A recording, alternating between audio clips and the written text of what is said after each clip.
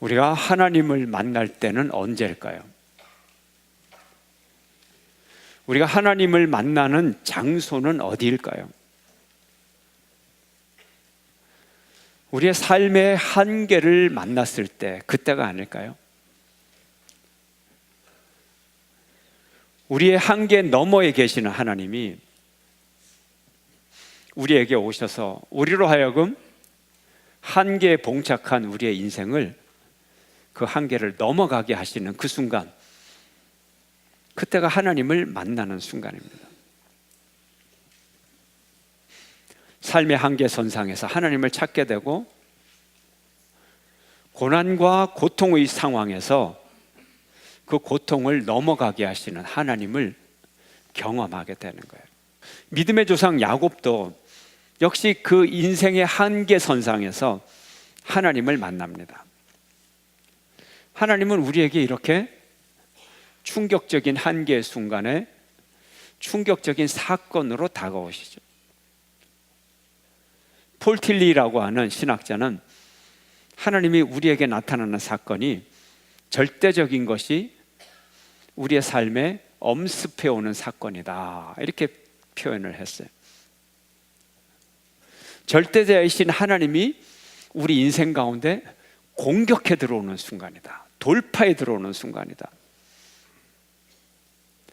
하나님이 우리에게 갑자기 공격해 오신다. 어떤 순간일까요?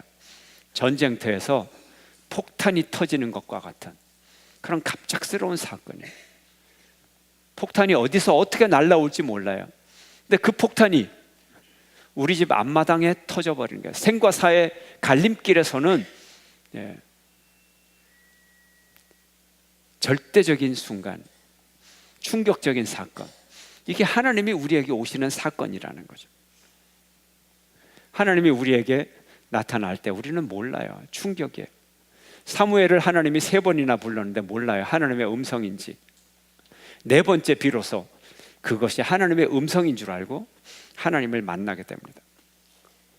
사도 바울은 예수님을 만날 때 너무나 밝은 빛을 만나서 그가 충격을 받아서 밝은 빛에 눈을 멀고 마리에서 떨어져서, 굴러 떨어져서 땅바닥에 넘어진 채로 그가 예수님을 만났습니다.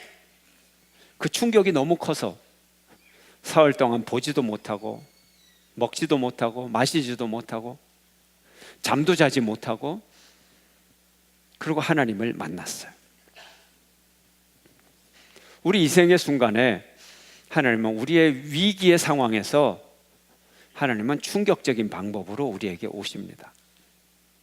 그러므로 하나님을 만난 사람은 그 누구도 그 순간을 잊지 못합니다. 하나님은 분명하게 오시기 때문에 그렇습니다. 오늘 본문의 야곱은 고생으로 가득 찼던 30년이 넘는 그 긴 타향살이를 마치고 귀향하는 길에 있었습니다. 그리고 세겜이라는 땅에 오래 머물러 있게 되었어요. 아무래도 세겜이 환경이 좋았던 것 같아요. 목초지가 풍부하고 물도 많았던 것 같아요. 그런데서 그곳에서 그 야곱의 딸 디나가 같은 또래의 아이들에게 호기심이 있어서 그 아이들과 좀 놀아보려고 동네에 갔다가 추장인 세겜에게 강간을 당합니다. 그런데 이 디나를 강간한 세겜은 디나를 정말 사랑하게 됐어요. 그래서 무엇이든 다 해주겠다, 결혼을 시켜달라, 모든 혼수와 예물을 원하는 대로 다 주겠다. 그리고 디나뿐만이 아니라 야곱의 모든 가족들이 그 땅에 살도록 해주겠다. 그 비옥한 땅과 물이 풍부한 그 땅에 모든 목초지를 마음껏 가져라. 그렇게 파격적인 제안을 합니다. 야곱의 아들들은 자기의 누이를 폭력으로 행사한 이들에 대해서 엄청난 분노를 갖고 있습니다. 그런데 그들의 호의를 거짓으로 받아들입니다. 그러면서 조건을 하나 내세웁니다. 우리는 할례받지 않은 족속들과 결혼도 못하고 함께 살지 못한다. 그러므로 당신네 모든 족속들 남자들은 100% 할례를 받아야 된다 제안을 합니다. 이제 족장 세겜은 디나를 너무 사랑하게 되었기 때문에 그렇게 하겠노라고 그 모든 남자들을 동시에 할례를 베풉니다. 디나의 친오빠인 시므온과 레위는 할례를 행한 지 사흘이 지났을 때가 가장 고통이 크고 모든 사람들이 오로지 이 할례의 고통에만 신경을 쓰고 그 있다고 하는 그 사실을 이용해서 할례 받은 지 사흘째 되는 날 전격적인 게릴라 작전을 핍니다. 그래서 이 세겜성을 초토화시켜 버립니다. 자기 누이를 디나를 구출해 옵니다. 어느 정도 초토화냐? 세겜 땅에 있는 모든 남자들을 다 죽여버렸어요. 그리고 자녀와 아내들을 사로잡고 짐승을 노략하고 성 전체를 완전히 잔인하게 학살하고 초토화시켜 버렸어요. 아버지 야곱은 이 소식을 듣고 경악했습니다. 하얗게 질렸습니다. 이제 그 땅 사람들과 전쟁이 시작이 되었어요.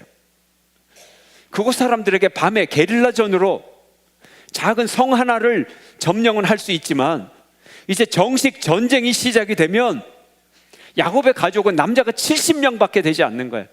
수십만 명의 그 가나안 족속을 이길 수가 없어요. 상황이 전혀 달라져 버렸어요. 우리가 불의를 보고 분노해야 되지만 정당한 한계를 넘어선다면 도리어 그 분노의 노예가 되고 희생 제물이 될 거예요. 본인이 희생 제물이 되는 거예요. 바로 하나님은 이때 두려움에 떨고 있는 이 야곱에게 하나님이 나타나셨어요. 그리고 그에게 하나님과의 서원, 약속을 새롭게 상기시킵니다. 새롭게 떠올려요. 하나님과의 약속을 리바이벌 시킵니다. 다시 새롭게 하십니다. 창세기 35장 1절의 말씀 함께 읽겠습니다. 시작. 하나님이 야곱에게 이르시되 일어나 베델로 올라가서 거기 거주하며 내가 내 형 에서의 낯을 피하여 도망하던 때에 내게 나타났던 하나님께 거기서 제단을 쌓으라 하신지라. 베델로 올라가라. 베델이 어떤 곳입니까? 인생의 큰 위기 중에 하나님을 만난 장소입니다. 어떤 위기였어요? 그 아버지 이삭이 나이가 들어서 눈이 멀고 앞이 잘 안 보이고 이제 죽을 때가 되어서 장남 에서를 축복하려고 합니다. 사냥감으로 음식을 갖고 와라. 내가 너를 축복하겠다. 이 말을 어머니가 듣고 또 야곱이 알게 됩니다. 야곱이 형 에서로 변장을 해서 빨리 아버지께로 들어가요. 그래서 형이 받아야 할 이 모든 축복을 야곱이 다 받아버리는 거예요. 나중에 돌아온 에서가 이 사실을 알고 이제 동생 야곱을 죽이려고 합니다. 야곱은 형 에서의 죽음의 위협을 피해 외삼촌 라반에게 도망치면서 광야에서 돌베개를 베고 잠을 자다가 바로 이곳에서 하나님을 만났습니다. 그곳이 어딘지 모르죠. 도망치다가 하나님을 만난 장소예요. 그래서 그곳에 돌베개를 세워서 기념물로 삼고 그곳에 이름을 짓습니다. 벳엘이다, 베이트엘 해서 하나님의 집이다, 이런 이름을 붙이게 됩니다. 그리고 서원을 합니다. 하나님, 내가 고향에 무사히 돌아오면 내가 이곳에 하나님의 집을 세우고 내가 이곳에서 하나님께 11조를 드리겠습니다. 자기가 약속을 했어요. 30년 이상의 세월이 흘렀어요. 이런 야곱이 까마귀 고기를 먹었는지 이 서원을 까맣게 잊어버리고 있었습니다. 인간이 이런 존재죠. 연약한 존재죠. 자기 힘만으로 이 약속을 지킬 수 없죠. 서원을 이행할 수가 없죠. 하늘이 두 쪽 나도 내가 약속을 지키겠다고 해도 인간 스스로는 이 약속을 지킬 수가 없는 것입니다. 바로 이 사실을 하나님이 깨우쳐 주십니다. 계약은 혼자 하는 게 아니죠. 계약은 당사자가 있어요. 쌍방이 약속을 하는 거예요. 그래서 계약을 하는 순간 혼자의 문제가 아니라 쌍방의 문제가 되는 거예요. 이것이 중요한 거예요. 한쪽에서 잊어버려도 다른 한쪽에서 계약서를 들이밀면 이 약속이 있구나. 이 약속이 다시 새로워지는 거예요. 리바이벌 되는 거예요. 하나님께서 이 약속을 리바이벌 하시는 거예요. 너 나하고 약속했지? 바로 그 장소로 가라. 하나님이 기억하고 있는 거예요. 약속을 다시 살려주시는 거예요.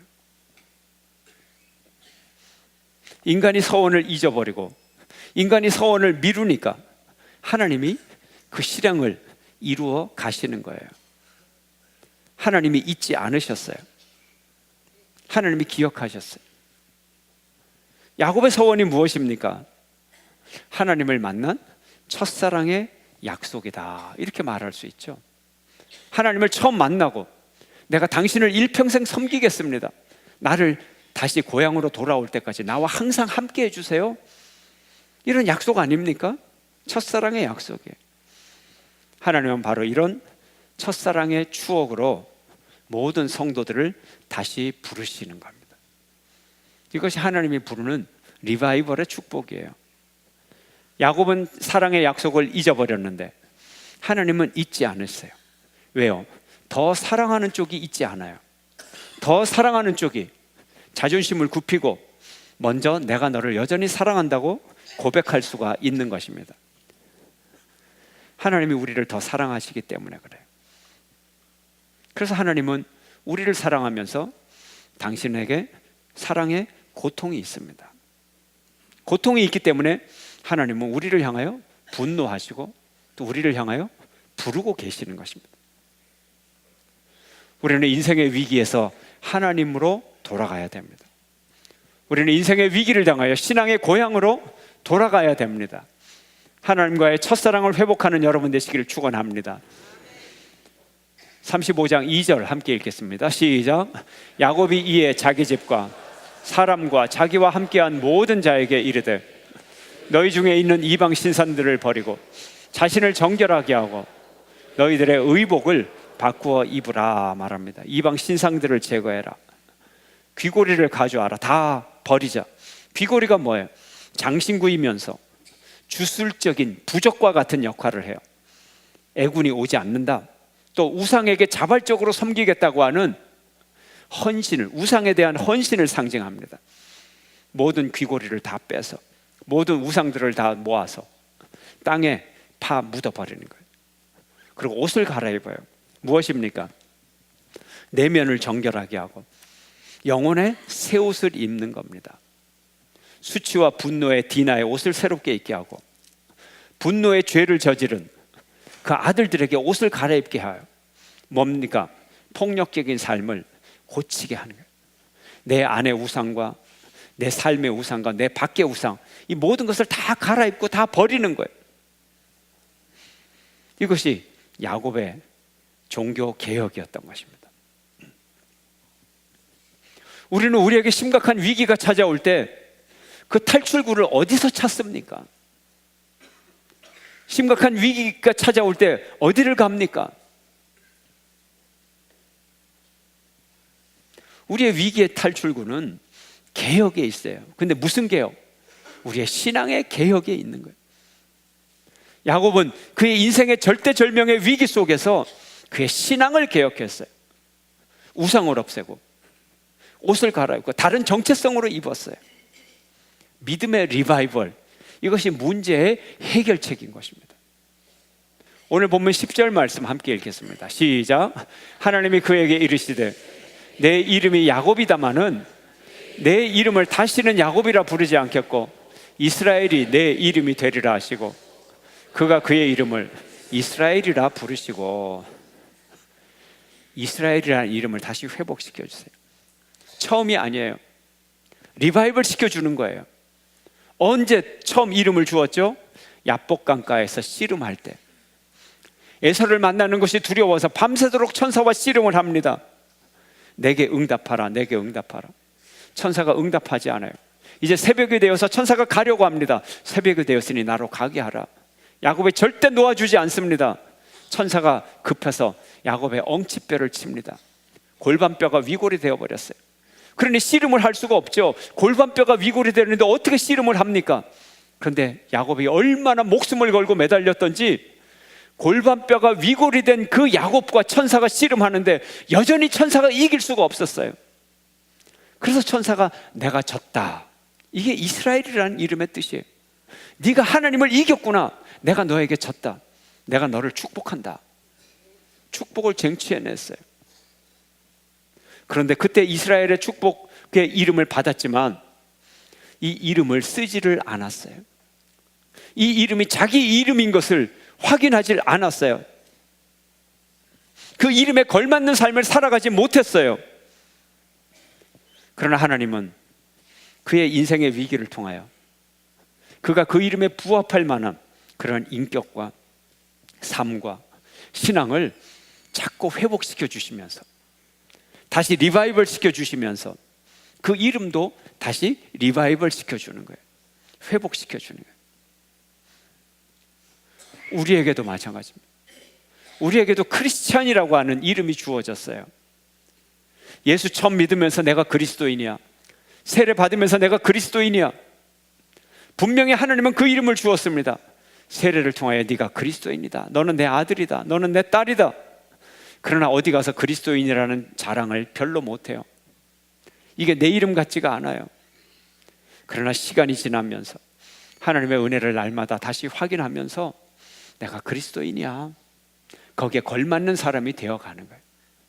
그의 삶이 부흥되어 가는 거예요. 여러분에게 그리스도의 이름이, 그리스도인이라는 이름이 날마다 새롭게 부흥되기를 축원합니다. 하나님이 또 야곱에게 축복을 리바이벌 해주세요. 먼저 후손의 축복을 리바이벌 합니다. 아브라함에게 주었던 후손의 축복을 다시 한번 야곱에게 확인을 해줍니다. 11절 말씀 함께 읽습니다. 시작. 하나님이 그에게 이르시되 나는 전능한 하나님이라, 생육하며 번성하라. 한 백성과 백성들의 총회가 내게서 나오고 왕들이 내 허리에서 나오리라. 다시 회복시켜 주세요. 아브라함에게 주었던 땅의 축복을 다시 한번 또 회복시켜 주십니다. 12절 말씀 함께 읽습니다. 시작.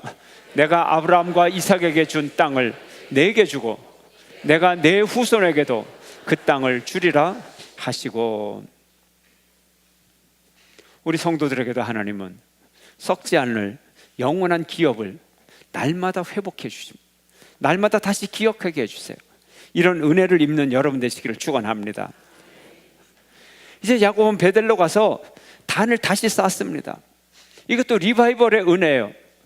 에서를 통해 피해 도망가던 그날 밤에 쌓았던 그 단을 다시 또다시 쌓는 거예요. 이게 중요한 거예요. 우리의 신앙도 처음에는 내 것 같지가 않아요. 내가 예수를 믿는지 안 믿는지, 세례를 분명히 받았는데 받았는지 안 받았는지, 직장에 나가도 내가 그리스도인이라는 걸 좀 숨기고 싶고, 과거의 습관을 좀 계속하고 싶고, 내 것이 아닌 것 같아. 내가 입고 있는 옷이 내 거 아닌 것 같아요. 내가 살아가는 삶이 내 것이 아니에요. 어색합니다.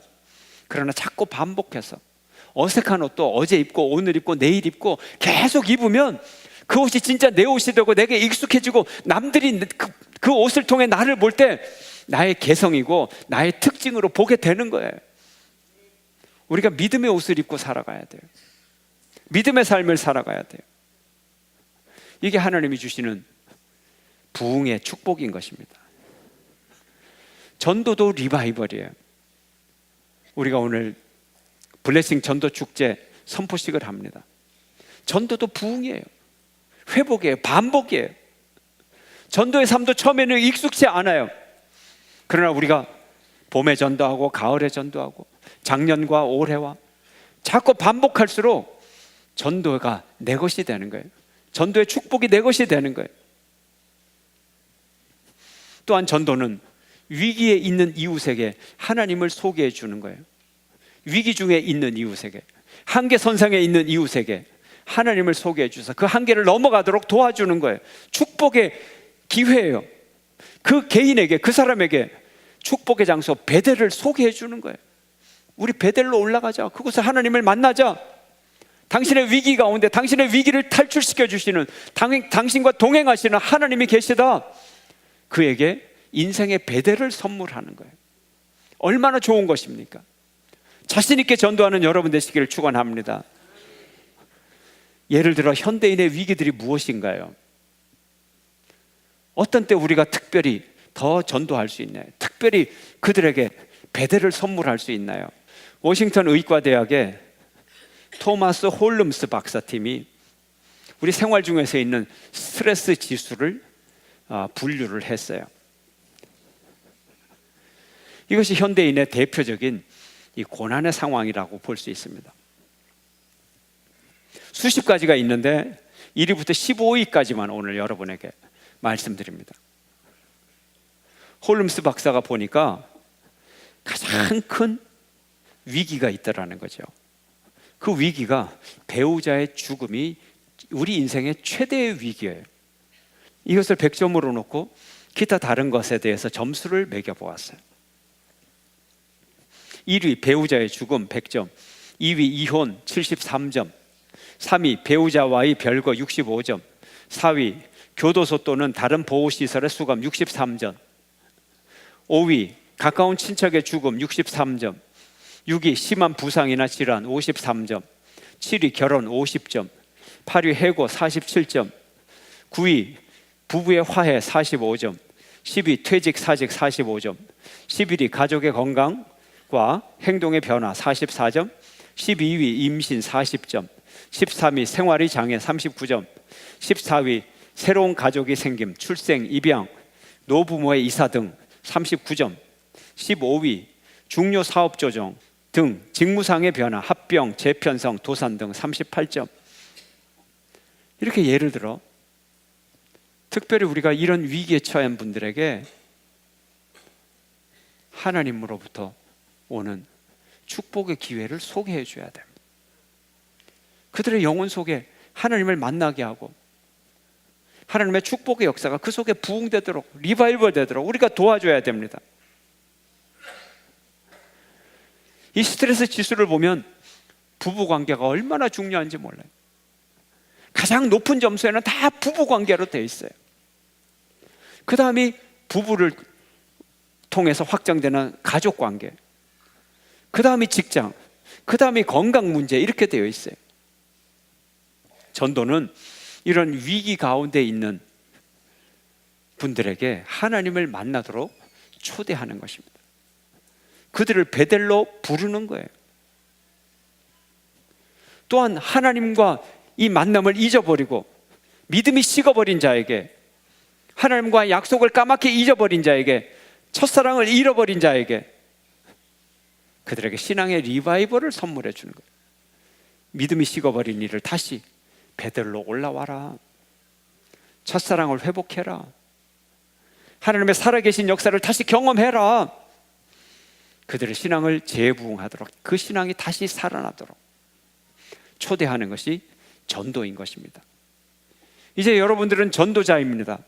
전도자는 다시 베델로 부르시는 하나님의 축복의 음성을 대신하는 대리자인 것입니다. 여러분의 주위에 예수를 모르는 자에게 베델을 선물하십시오. 베델을 잊어버린 자에게 베델로 초대하는 음성이 되기를 바랍니다. 우리의 신앙은 리바이벌을 통해서 회복되고 완성됩니다. 전도는 신앙의 리바이벌을 전하는 거예요. 여러분의 믿음이 부흥하시기를 바랍니다. 여러분 모두가 부흥의 전도자가 되시기를 주의 이름으로 축원합니다.